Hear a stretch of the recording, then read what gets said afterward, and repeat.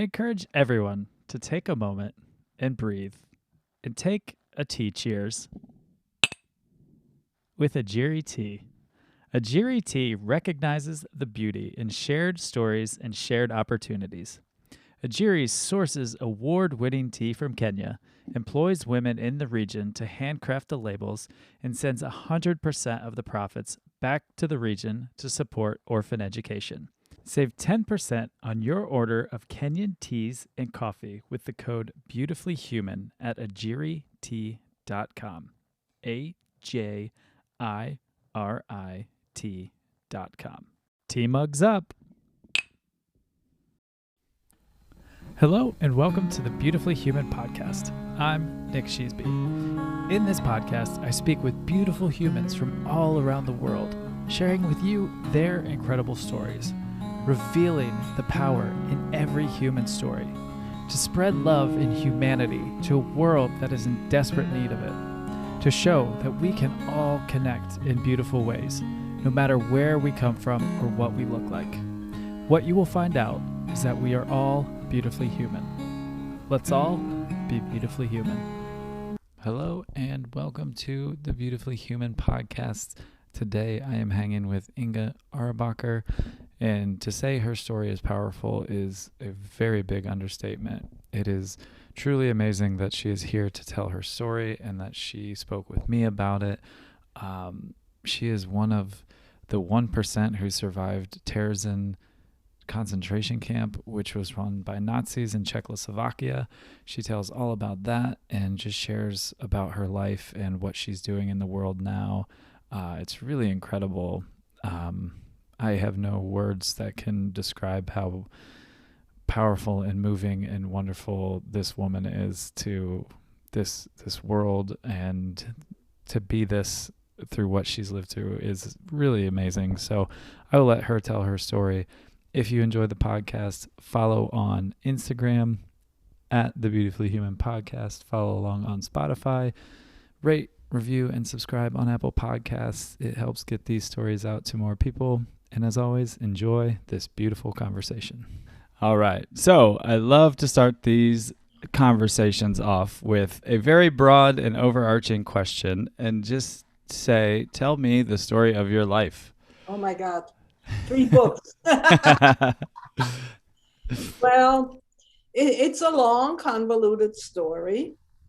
I'm born in a little village in southwestern Germany, where we have lived for more than 300 years. The town was called Kippenheim.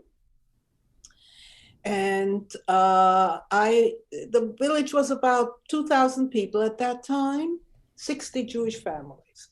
And we got along quite well with each other, good neighbors, everything. And then everything started. As I said, I was the last Jewish child born there. And after that, it's done. Over 300 years of Jewish people living in that village.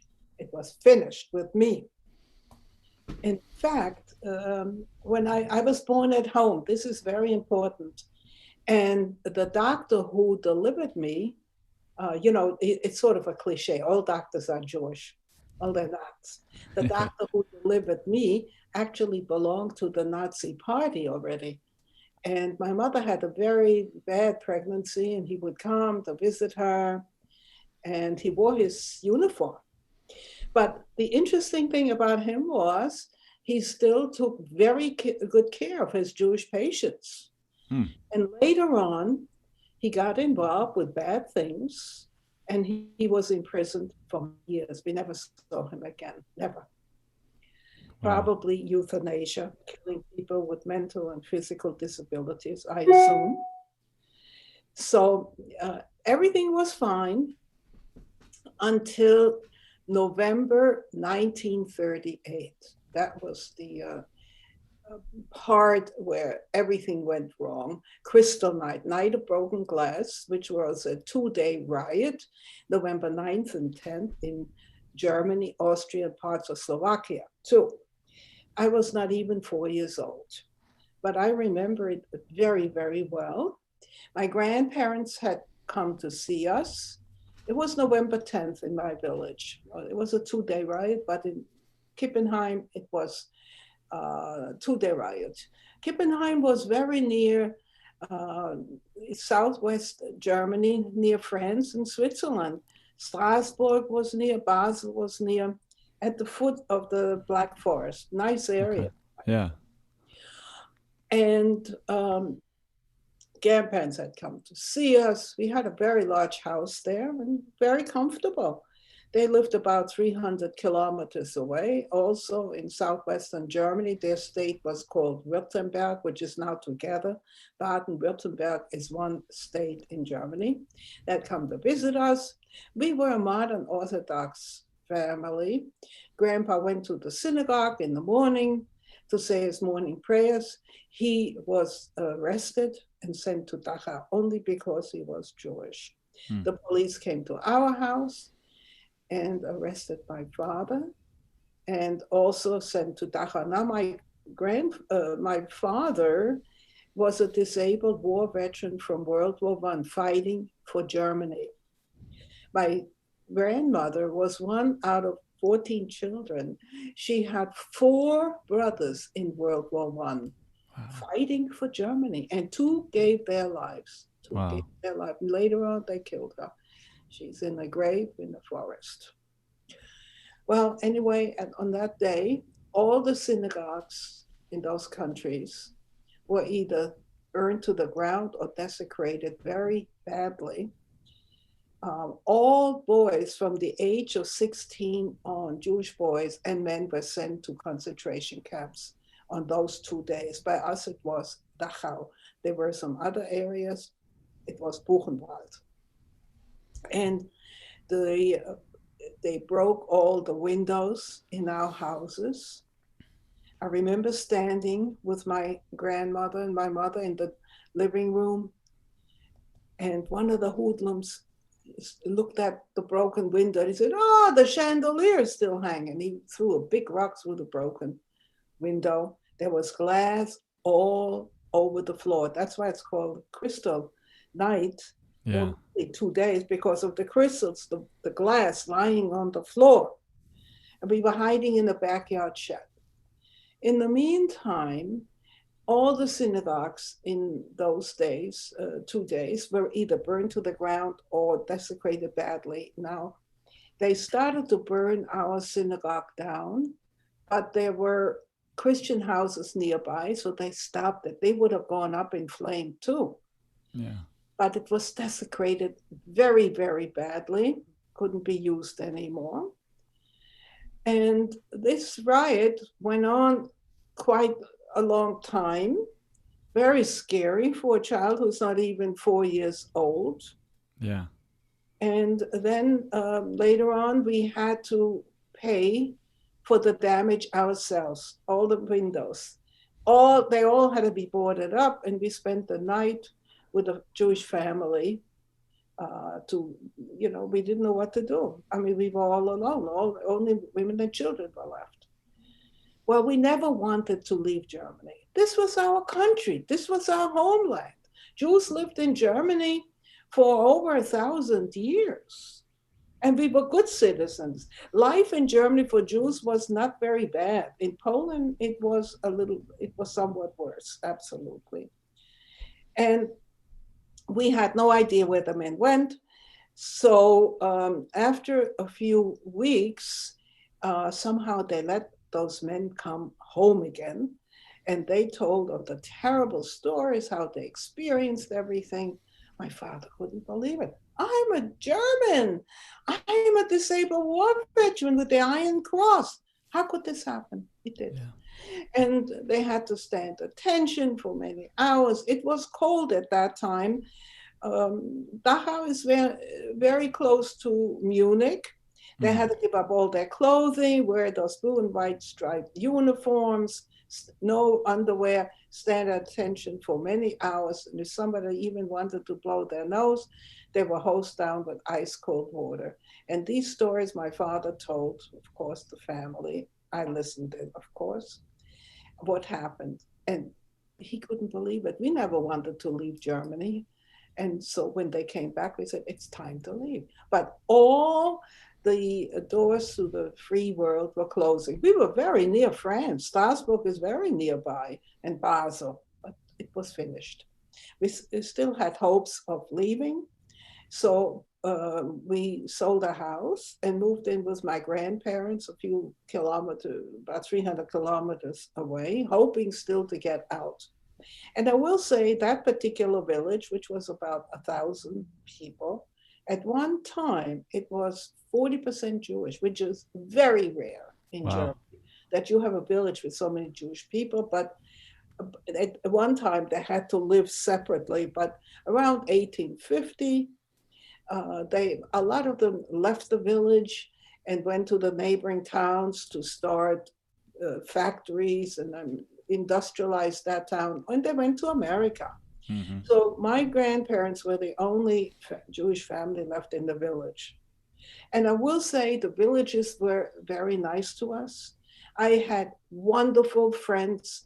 Until about a year ago, I still had one of my old girlfriends. Now everybody's gone, unfortunately.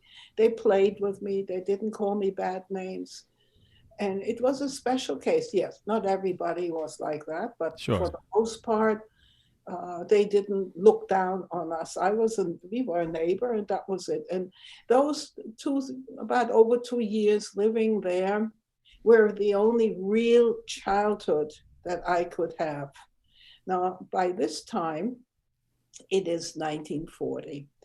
And what happened in my home state was they took all the Jews in October.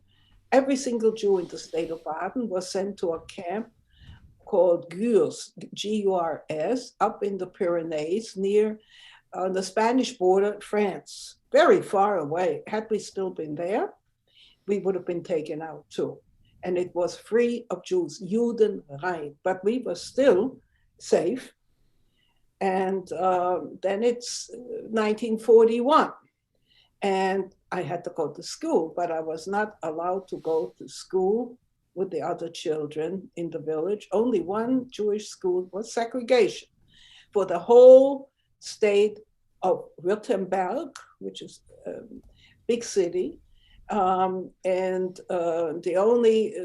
the Jewish children had to go to that school with permission. In the beginning, my father got permission to take me because we had to go about 35, 40 minutes to the train station. He took his bicycle. We weren't allowed to take a bus. And then close to an hour train ride to Stuttgart. Eventually, they had to do, it's a lot of things in between, I have to abbreviate. They had to do slave labor. And I went all by myself, 6-year-old child, by myself to school, with the train. And the time was also where we had the yellow star. I still have a star, which I think I sent you in a picture with the word Jude on it. You had to wear it from the age of 6 over your heart, left side. And when I went by myself, my father said, remember, I'm 6 years old, a little kid.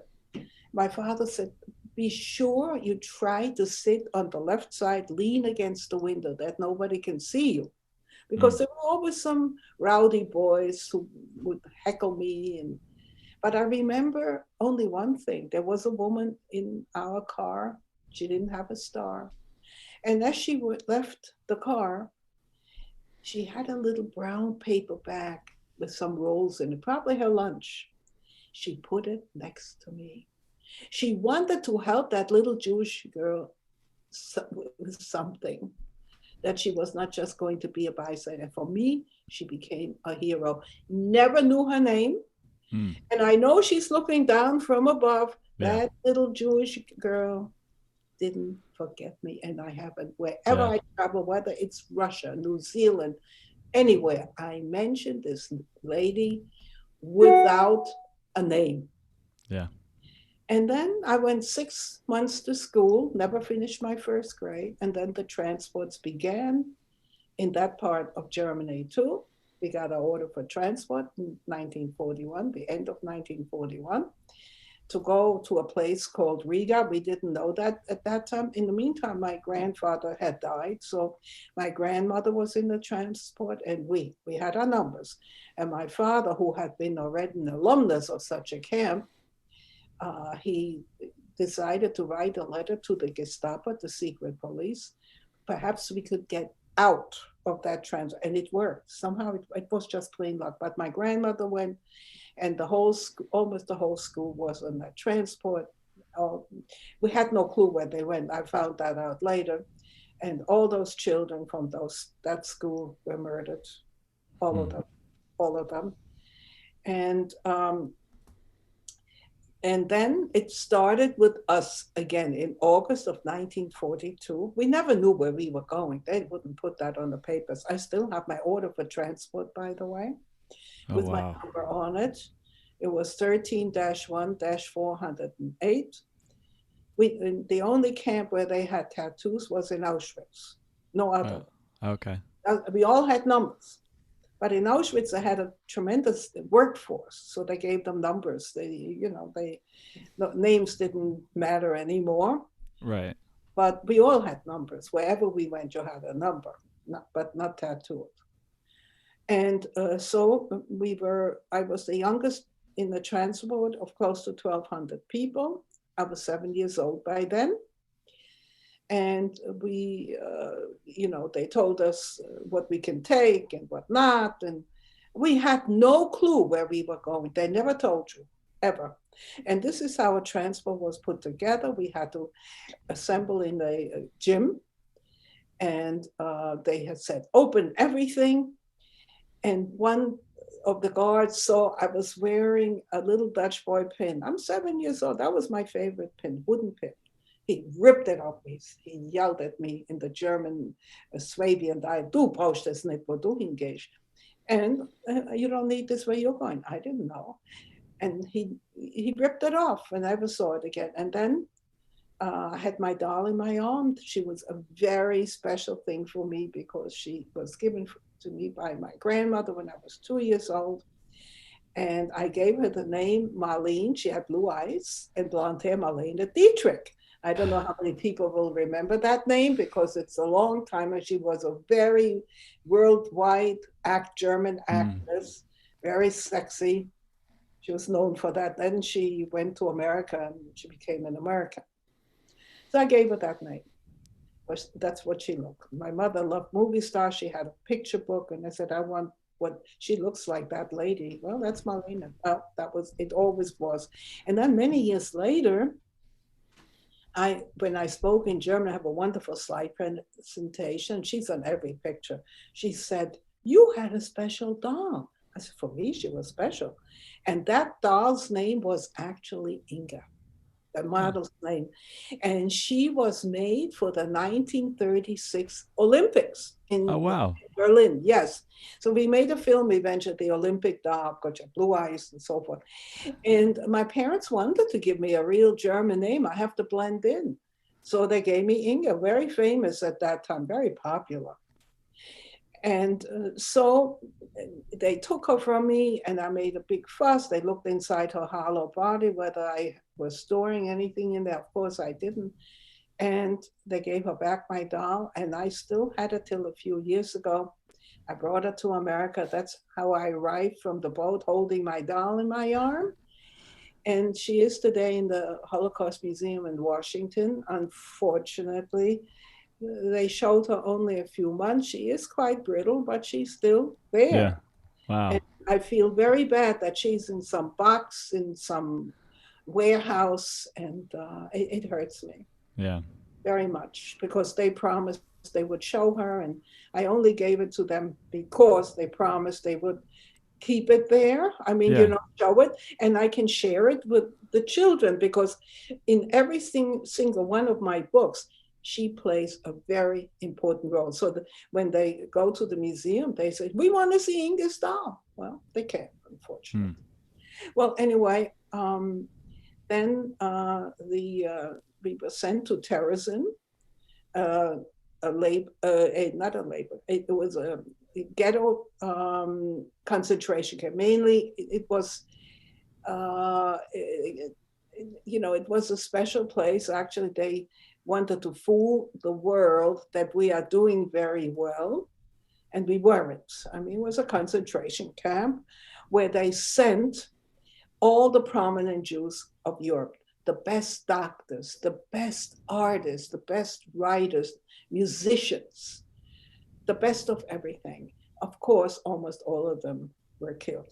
It was an actual a town, a fortress town, built by Emperor Joseph II in memory of his mother, Teresa. But the town was dilapidated. It was surrounded by brick walls, barbed wire, and wooden fences.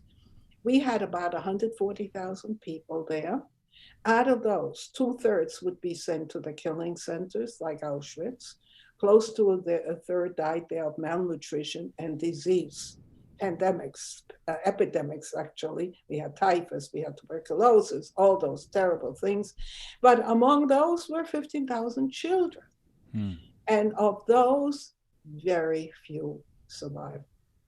So I'm one of those very lucky children. Almost all my friends didn't make it. And they didn't care whether you were a disabled war veteran, highly decorated war veteran. They couldn't care less. Eichmann, who was in charge of the whole thing, came there sometimes.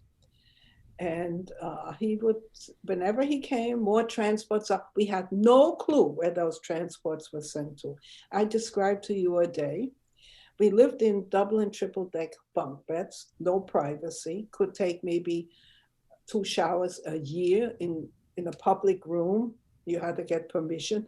Mothers took their children and the men went separate. We had no real bathrooms, at least latrines, no privacy. And you had to stand in line. Now, when we arrived in Terezen, it was a little town called Bolshevitz. They told us to leave everything behind except your little knapsack and a blanket and your metal dishes. And that's how we arrived in this place, in the attic of a very big fortress. It was very hot up there. It was August. And here's a day, what would happen. In the morning, you went and stood in line to get your little coffee, which was really a black liquid.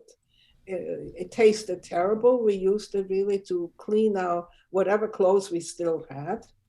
We got a bread ration about once a week, but not good bread. It was, God knows what they put in there.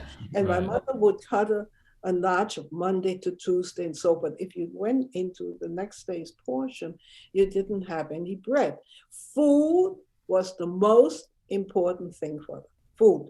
Lunch was maybe a potato with an ugly looking soup and some turnips. That was the only vegetable I ever saw. No milk, no eggs, nothing. You had to subsist on that. And at night, the same thing, standing in long lines, whether it was winter or hot. And the fear was always to be sent to the East. We didn't know what the East meant, but we knew it could still be worse.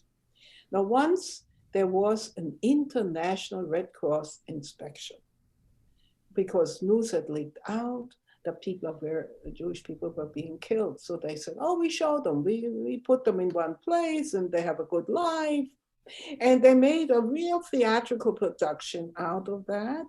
That was in 1944, in the summer.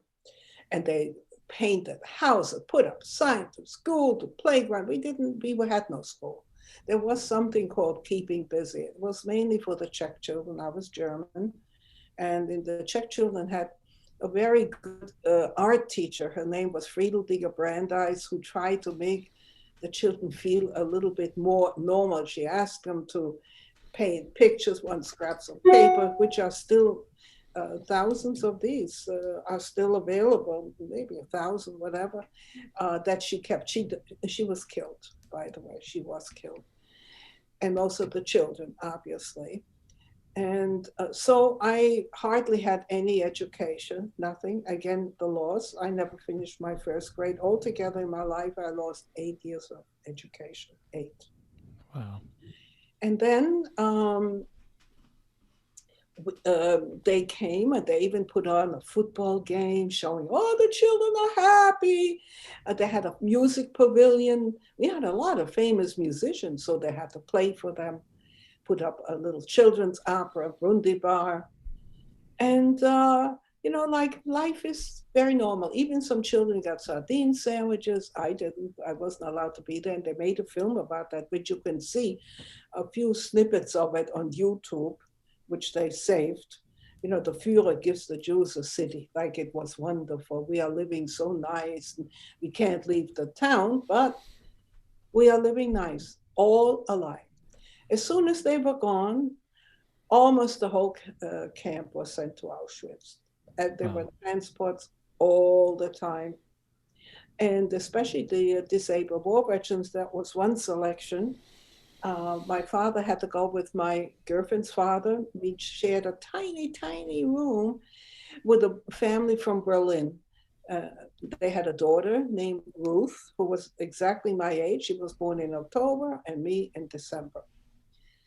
And we were, of course, very good friends. We were only children. Now, her father was half Jewish. She had a Christian grandmother, and her mother was Jewish, but she was brought up as a devout Christian. It didn't matter. When they went to the selection, my girlfriend's father had to, was selected to die. We had no clue about that, the whole family had no clue. And when she was sent away on those terrible trains, we weren't allowed to see the cattle cars. I was jealous of her. I wanted to be on the train. I want to get out of this hellhole. Yeah. And I had no clue where they were going, absolutely no clue. And before she went, she gave me some. She was born in Berlin. I was in the deep south, just the opposite side of Germany. And she gave me some doll's clothing. And she said to me, one day you'll give it back to me and you come to Berlin and I go to your village in Kippenheim in southwestern Germany. Of course, that never happened, but I gave like a little dress and a little hat to the Holocaust Museum from her. And then I want to tell you about the worst day. It happened in 43, November 11th. They said people were missing. Now, it was extremely difficult to run away. There were a few escapes, but most of them were caught. And they said, we have to be counted. They knew exactly. So they put us into this ravine, like outside the camp. And there were some elevations around us, little hills. And they were standing there with their guns, the SS, pointing at us. They didn't shoot. But we were there. It was a rainy day. Our feet sunk into the mud. It was a terrible day, standing there all day. They were counting us, beating us. And at the end, they said, it was very late in the afternoon, maybe early evening. They said, everybody back. But when men, women, and children separate, we didn't want to do that. So we were holding on to each other. There was a very, very terrible SS man, a stormtrooper. His name was Heindel. And he saw us holding on to each other. He took his rifle and beat my mother very badly on that day. So that day, many people died in the field, no food, no baths, nothing, no toilets, nothing. And luckily, we were saved on that day. It was a terrible day. Then finally, and by the way, the International Red Cross, whom I will never forgive for that, when they went away, they were there a very short time when they, looking around only certain areas they were allowed to visit. And they gave a good report. Oh, yes, the children are playing football, they're singing, they're doing, eating sardine sandwiches. Well, they ate some of them and they were even got candy, which they had to give back after the commission was away. And the sardines that they ate them so quickly. I have a friend who got one of them, I didn't, and that they had to replenish. It was a farce. It was a game. And they went away, and as soon as they were gone, almost everybody was sent to Auschwitz. The camp was almost empty in 1945, just before liberation. Um, our liberation came on May 8th, 1945, by the Soviet Army. And I remember days before, there were pieces of blackened paper flying through the air and partially burned. They were trying to get rid of all the papers, all the documents. And I heard noise, all the trucks were moving out, and I jumped one of the barricades, a wooden barricade. And just as I did, I heard a tremendous explosion. It turned out they were throwing hand grenades in there, and they still wanted to kill us. And I ran to my parents, and we went into this dark cellar.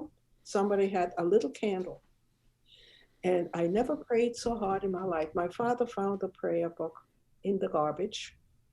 Probably he didn't want to take it on the journey. He had no clue where he was going. Or he lost faith in God. A little prayer book that would be owned by a soldier, a German soldier. His name was in it, and where he was from Nuremberg. And I never prayed so hard in my life. There was one person who had a tiny candle, otherwise it was very dark there. Just a hole in the ground, basically. And I never lost my faith in God. I did not. I never prayed so hard on that day. And then finally, close to about 8 o'clock, something like that, the Russians came in. And, and of course the Germans had left, they were running away. And we couldn't believe it, that we finally were liberated. Probably Terezen or Terezen was probably the last camp to be liberated. There may have been one more, but that was the end, because Auschwitz was liberated already in January 1945. And a lot could have happened between January and May, because they were planning already gas chambers, but they were never completed, never in use. Had they not come at that time, I think they would have been completed, but they weren't yet. Yeah. Then we had a tremendous epidemic of typhus, unbelievable. So right now, the epidemic that we have now, a pandemic, is not so terrible for me. I've lived through these things. I've lived through. Eichmann, who was in charge of all the killing of all the Jews in Europe, came there quite a few times. And I did see him there, but you weren't, I heard that he was there. You couldn't look in his face. You only saw his black boots. And whenever he came, more transports out. And then we stayed there a few weeks because we couldn't leave with this epidemic. And then there was a bus came to pick up the few survivors. We went back to Germany. By the way, we went through Dresden, that was bombed tremendously. We didn't know where we were, it was amazing. What town is it? And they put us into a displaced persons camp, building maybe 2 weeks. And the first thing I remember when we arrived, there was a table set up for us. And by the way, my transport of close to 1,200, my mother said there were about 13 survivors, perhaps a little bit more, but very few. Wow. And it was a miracle that mother and father and the child survived. That was an absolute miracle. Yeah. And they set the table, and I remember white tablecloth. My God, I hadn't seen this in years. And noodle soup, chicken noodle soup. I never forget that taste. Then we went back to my village, my mother's village, hoping my grandmother would come and be there. Of course not. She had been killed already years before. She probably was she went to Riga, and there was some big forest there. I was told she probably went to the Birkennicke forest, where they were shot into the graves. I went to that place. I cannot tell you how I felt, because for all intents and purposes, I should be in one of those, mass graves. There were close to 40,000 people alone in that one place. I made my trip there with a group. I wanted to go there. We lost at least 13 immediate members of the family, altogether 20. And we stayed there maybe not even a year in Germany. There was nothing left. But we were doing well. People were nice. Of course, nobody said, they all said, "Oh, we're sorry, we didn't do this." It was all baloney. But look, we didn't want to stay. We had good friends again. We had a good life for this 9 months. My father started his business again. He was a textile merchant. And they didn't know what class to put me in fourth grade, fifth grade. I hadn't even finished my first grade. So we came to America because President Truman, God bless him, gave us the opportunity to come here as legal immigrants, legal. And my mother had a brother here in New York who was actually fighting in World War II for the Americans, Anzio and Cassino. He was in big battles. Wow. And then my parents got a job as a couple, a maid and cook. I mean, we had maids in Europe, but look, when you need a home, you need work, you do anything.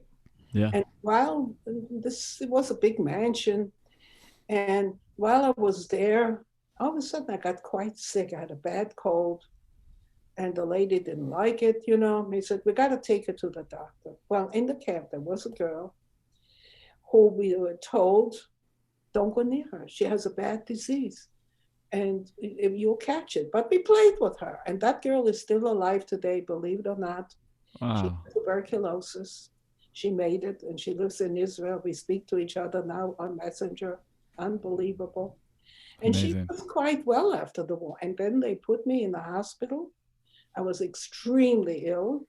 Both of my lungs were, infected, from the bad hygiene, from poor nutrition. That's when you get tuberculosis. It was a bad case.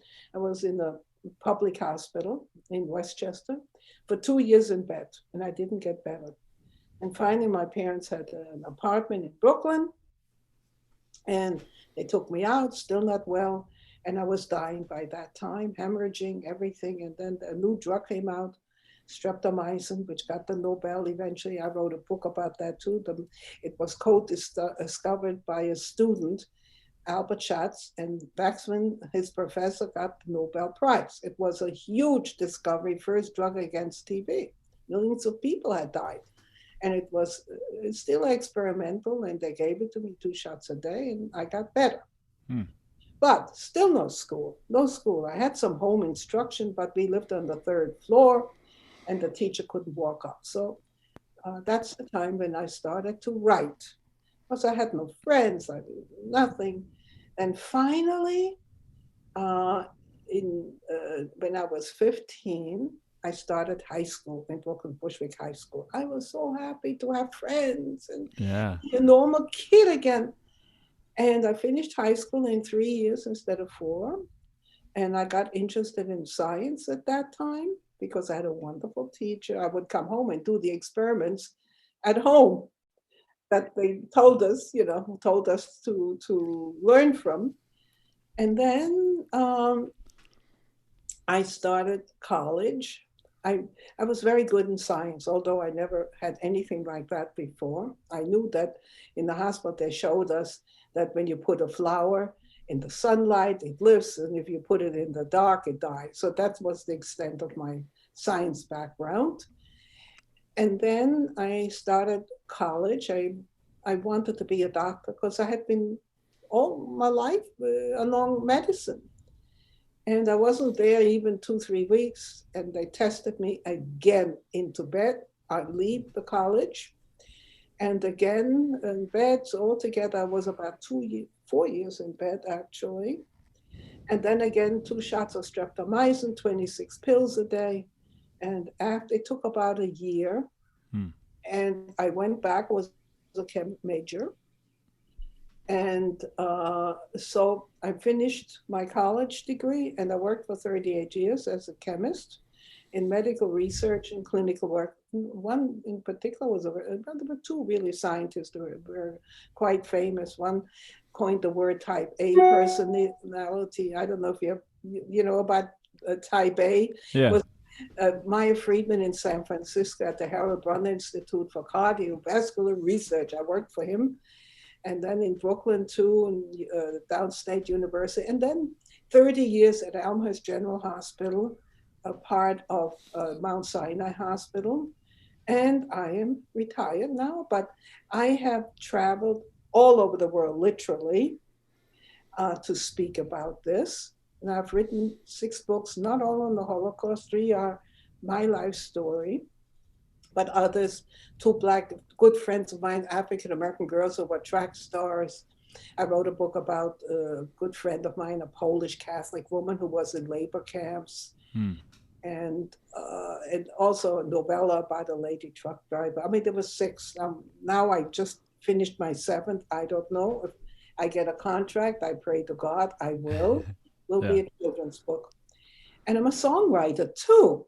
Yeah. I wrote many songs, lyrics only. For instance, the first one that really became something was I wrote it with a Catholic woman who worked in my hospital. She was a songwriter and singer.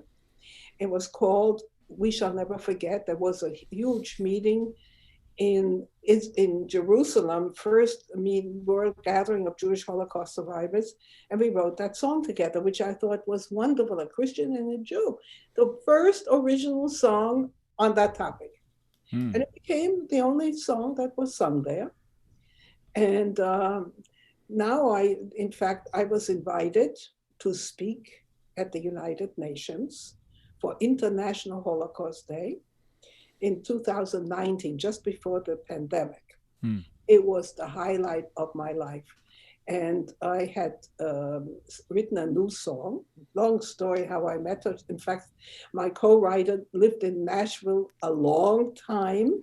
Yeah. She's very good friends with Vinan, you know, the gospel singer. Yeah, I do, yeah. Yes, and we have a new song now, A World of Peace, and her son, Alvin Love, helped us also with the music, A World of Amazing. Peace. So now there were 65 children, PS22, they're quite famous in mainly New York City, but all over the country and even the world, very poor children from a public school, and they have a choir, a chorus.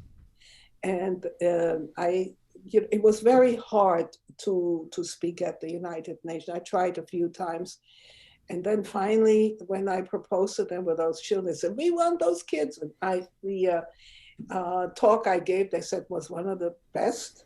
Very short, but it went all over live. Even they saw me in my village. Oh, amazing. And now I have a new one. I would like the world to sing that. A World of Peace. Already one Rwanda young man recorded it for us. He was part of the genocide.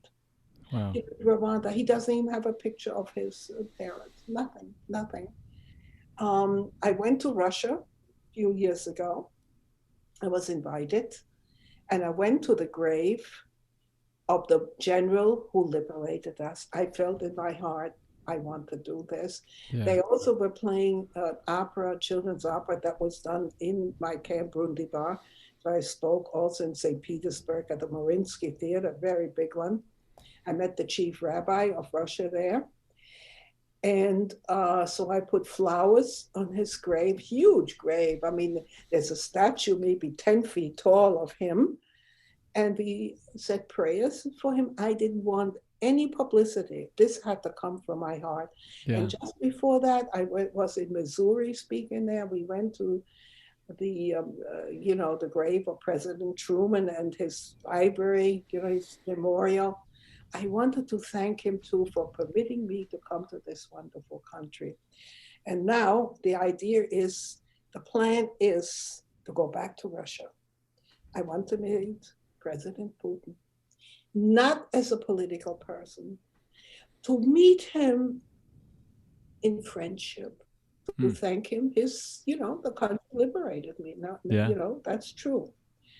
And there was another girl years ago during the Cold War, I can't think of her name just now, who became very famous, American girl, and she was invited to Russia.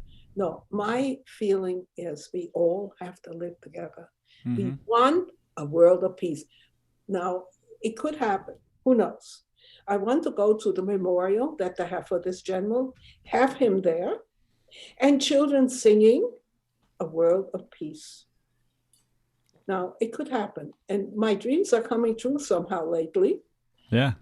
If this pandemic ever stops, Yeah. I am not a political person. I want peace for everybody in this world. We must live together. Now, I'm always asked about forgiveness. Now, do you forgive? Now, I spoke many times with my Catholic girlfriends who was in labor camp. She said, look, I'm a devout Catholic. She died in the meantime too. Everybody's dying right now. I have to live. I have so much work to do yet. Yeah. And she said, look, I'm a devout Catholic. I have to forgive because Jesus died for all sins. I said, I'm Jewish. It's a little different. In my faith, the person who did a terrible thing has to ask for forgiveness from that person. But those people are no longer alive. How can somebody ask for forgiveness when they killed my grandmother or other relatives? Right. But I believe in a little different too. I'm a little bit more liberal. I cannot forgive the actual killers, the ones who shot the people, the ones who put the gas into the chambers. And I've seen all that. I went to Auschwitz, all the camp, also Terezen where I was. I cannot forgive them. But I have wonderful friends in Germany. I mean, the ones growing up today had nothing to do with it. Yeah. And I believe in having good feeling, tolerance, and reconciliation, I call it, with Germany. I speak to people almost every day from Germany. I go back many times. I have wonderful friends there. Some of them who were alive at that time. But, I mean, they did not kill my grandmother. They were maybe the bystanders who looked on. Mm-hmm. But, I will deal with only the people who were the actual killers. And those people I cannot forgive. And there is a bigger court up there. God, that's in his realm. Me as just a little, just a normal, abnormal, whatever person, it is not in my hand to say forgive, because those are words. Yeah. They have to come to a court, a higher court, where it is decided, not me. And, most people don't even know what is it to be Jewish. When I speak now to, more than 500,000, maybe 1 million people around the world. I've been all over New Zealand and Scotland and Moscow and God knows where. And, it's a tough situation to talk about all of this. And we have to live together. We want a world of peace. We want a world of peace. I want this song to be a national, to be an anthem for the world. I don't know. Whoever can sing it, it's fine. All different, religion. Oh yes, I want to go back about Jewish. When I go to a place, I said, "What is it to be Jewish?" They look at me. I said, okay, it's a religion, right? We're not a race. We have Black Jews, we have Chinese Jews, we have Indian Jews, everything. We believe in the Old Testament, period. Old Testament. And that the Christians believe in, the Muslims believe in, those are the Abrahamic religions. 3, Muslim, Hebrew, and Christian. We believe in the same thing. And that's very, very important. And who was Jesus? I mean, what was his religion? Jewish. Mm-hmm. He died and lived as a Jew. So if you hate me, you have to hate Jesus. Mm-hmm. He was king of the Jews. They don't think about it. We believe in the Old Testament, but then it ends there because we don't have the New Testament. Most of the Bible is really the Old Testament, And I say to the people, I'm lucky. I only have to believe. I only have to study the old. You have to have two. That's Yeah. too much work. So Yeah. now I have to tell you, I'm invited. This just came. I'm going to be one of the keynote speakers next year at the International Holocaust commemoration in Germany. And it Wow. will be in the parliament. It is a huge honor. There will be one more. I don't know if he has accepted it. He's exactly my age, and he's a judge. But we are, you know, and it is the 80th anniversary of the Wannsee conference. That's where they went to. They were in Berlin. I was in that building quite a few times, where they decided, all these big shots sat down with Eichmann and all the horrible. How are we going to kill these people? Oh, we got 1 million here, 2 million there, all the Jews in Europe.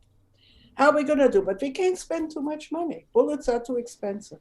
And that's when they started to think of gas, and so it's cheap. And so it will be very interesting that two kids, so young, we were both under 10. He's about 6 months older, 5 months older than I am. But we were there. I was there between 7 and 10. I think when he was taken, he was maybe about 8. But very young children. And here we are in this huge hall, you know, taking part in that. I wanted to do it a long time. Well, now it came true. It's very difficult. It's a tremendous honor. Yeah. Bundestag, the parliament, where all the big shots are there. Merkel is there, but they're going to have now an election. She's probably out, but she will come to this. You know, it's huge. They get really big press and television all around the world, and I'm going to be one of them. It's a miracle. My whole life is a miracle. Just to stay alive from, really just plain luck, to stay alive from the camp. I could have been in Auschwitz in a second, or died, whatever, from disease. Right. And then I had this terrible sickness, and a drug comes out at the right time. But still, experiment saves my life. I don't know how many times I've been so lucky, you know, and also many awards to honorary doctorates, and God knows what, LSI Medal of Honor, together with Hillary, Chief Justice Rehnquist, John Glenn. I mean, it's luck, or maybe God is shining his light on me.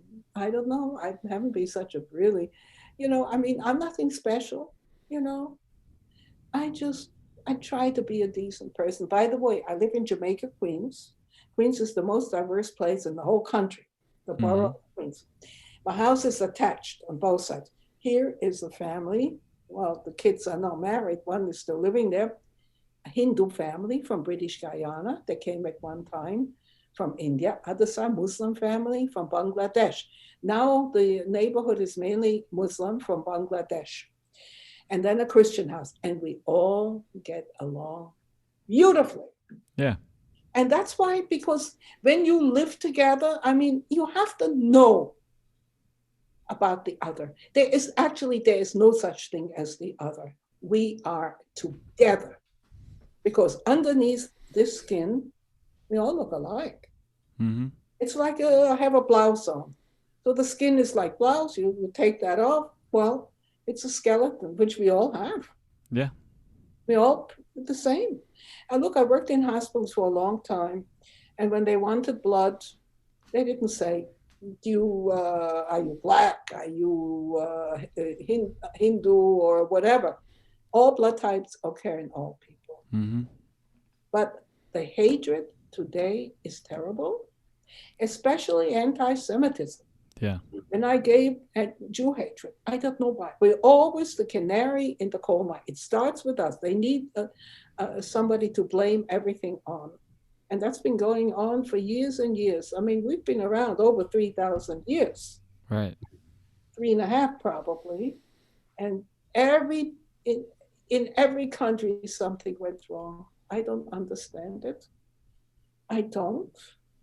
And this hatred, why hate anybody, honestly? Yeah. Why?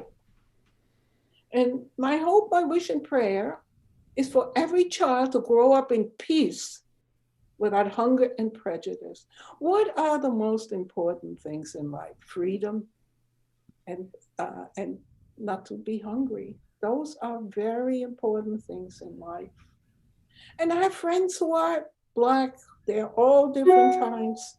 I go with them to church. If they've taken me, they came to my synagogue, and we discuss things.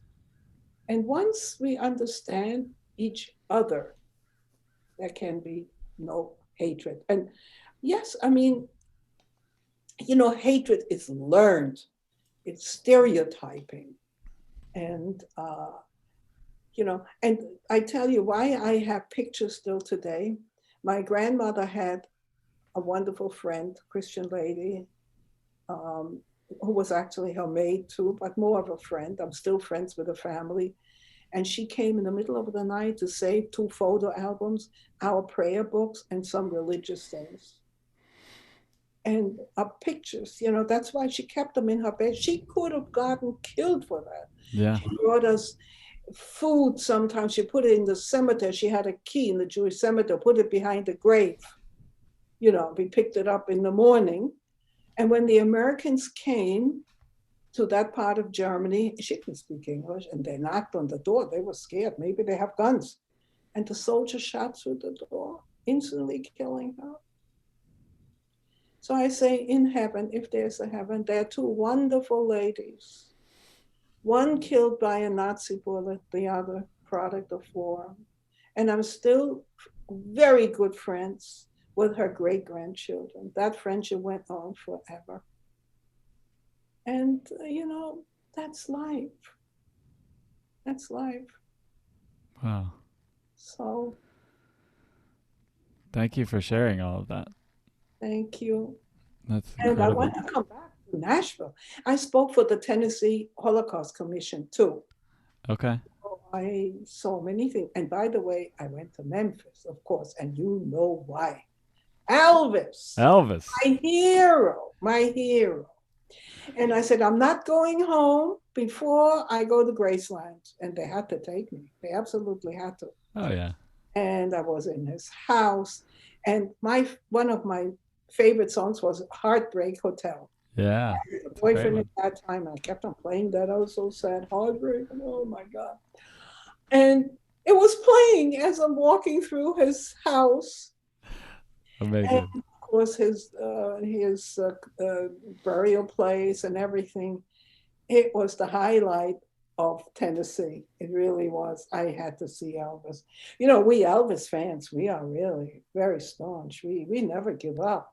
No. Plus, That is he's true. still alive somewhere.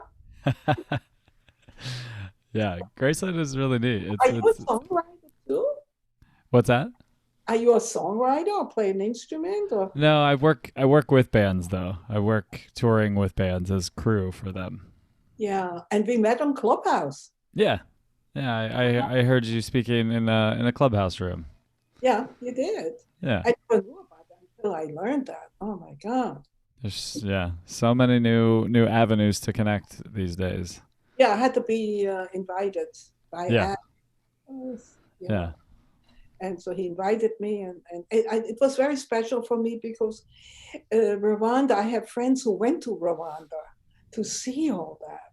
And the strange thing is today, the Tutsis and the Hutus, they live next to each other again, and somehow they became friends again. Yeah. Such an unnecessary slaughter. Yeah, unbelievable. I think 1 million people got killed that time. Yeah. Horrible, horrible.